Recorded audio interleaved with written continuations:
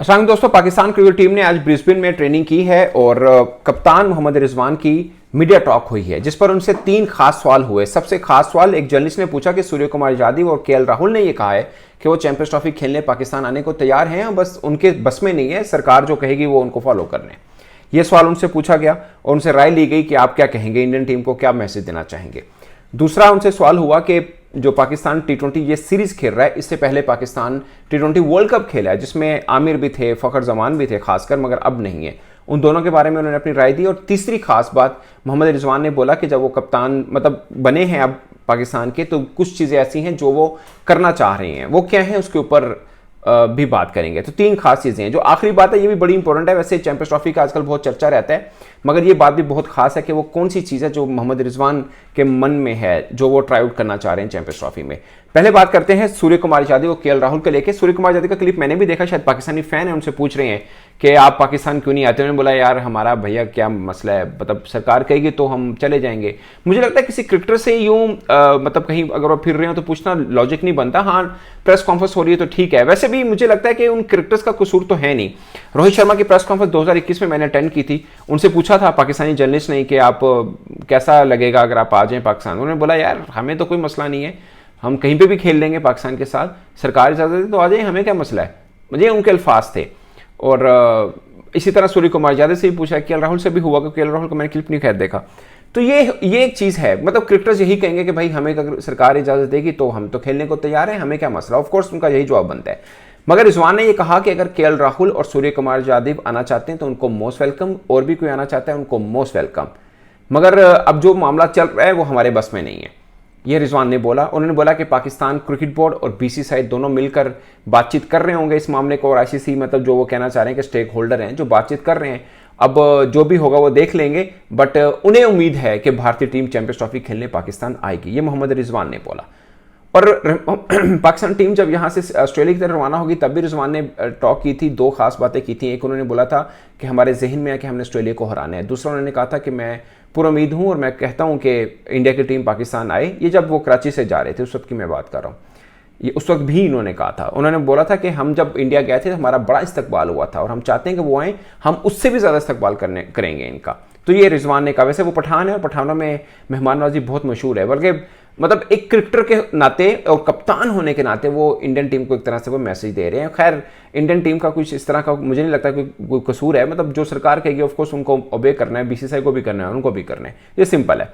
फिर उनसे सवाल हुआ कि पाकिस्तान आखिरी मैच खेला था वर्ल्ड कप में और अब पाकिस्तान अब खेल रहा है, तो बड़ी चेंजेस हैं उस टीम में। वैसे उस टीम में मैं आपको बता देता हूँ, उस टीम में आपके पास फखर जमान थे, आपके पास साइम अयूब थे, आपके पास मोहम्मद आमिर थे, इफ्तिखार अहमद थे, शदाब खान थे, आजम खान थे। ये 6-7 नाम हैं जो उस वक्त थे। इमाद वसीम भी थे जो अब नहीं है। तो उनसे सवाल हुआ कि आमिर, इमाद वसीम और ये वो नहीं है तो अब क्या। उन्होंने बोला कि ये वो खिलाड़ी हैं जिनकी कमी आप पूरी नहीं कर सकते हैं। फ़खर की और आमिर की ले लें। फ़खर का तो खैर पाकिस्तान क्रिकेट बोर्ड की तरफ से इशू बना रहा कि उनको टीम में शामिल नहीं किया, और आमिर का तो वो अब जाहिर है वर्ल्ड कप आपको खेलना है, अभी ऑलमोस्ट 2 बरस पड़े हैं, 1.5 साल पड़ा है, तो इतने लंबे टाइम पीरियड के लिए आमिर शायद ना खेल पाते। तो इसलिए पाकिस्तान क्रिकेट सिलेक्शन कमेटी ने आगे नई खिलाड़ियों को शामिल किया, जिसमें अब्बास अफरीदी भी हैं और भी एक पूरे का पूरा बेंच बना रखा हुआ। जहांदाद खान है, आकिफ जवेद फिट होते तो वो भी होते, तो इसलिए वो नहीं है। और इमाद वसीम भी जाहिर है वो इतने लंबे टाइम पीरियड के लिए ज़रूरी नहीं है।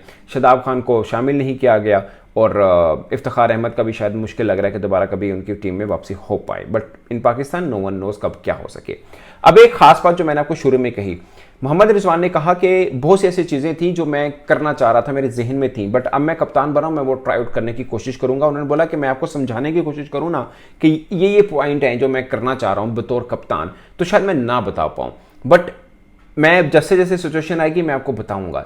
ये नहीं वो T20 टीम के अंदर कुछ स्पाइस डालना चाह रहे हैं, कुछ क्रिएटिव, कुछ हटके करना चाह रहे हैं मोहम्मद रिजवान। उन्होंने बोला कि अभी हमारे पास टाइम है, हम T20 में तजर्बे कर सकते हैं, ये रिजवान ने बोला। और तजर्बा देखिए क्या हो सकता है, क्या डिफरेंट कर सकते हैं। वो ओपनिंग में कर सकते हैं, मिड ऑर्डर में कर सकते हैं, या किसी बॉलर को उठाकर ऊपर फेंक देंगे कि जाओ स्लॉगिंग करके आ जाओ। क्या होगा उनका, नो वन नोज। उनके जहन में है, वो ट्राई आउट करना चाह रहे हैं। और उन्होंने बोला कि हम डिफरेंट मैचेस हैं, हमारे जिम्बाब्वे के खिलाफ भी हैं, फिर साउथ अफ्रीका के खिलाफ भी हैं, तो हमारे पास और भी बहुत टाइम है कि T20 में हमारे पास स्पेस है जो मैं तजर्बे करूंगा। फिर उनसे सवाल हुआ कि ओपनर्स आप और बाबर होंगे या क्या होंगे। उन्होंने डायरेक्टली इसका जवाब नहीं दिया, मगर उनके जो जवाब था उनसे मैं ये सेंस कर सकता हूँ कि बाबर और रिजवान ही ओपन करेंगे।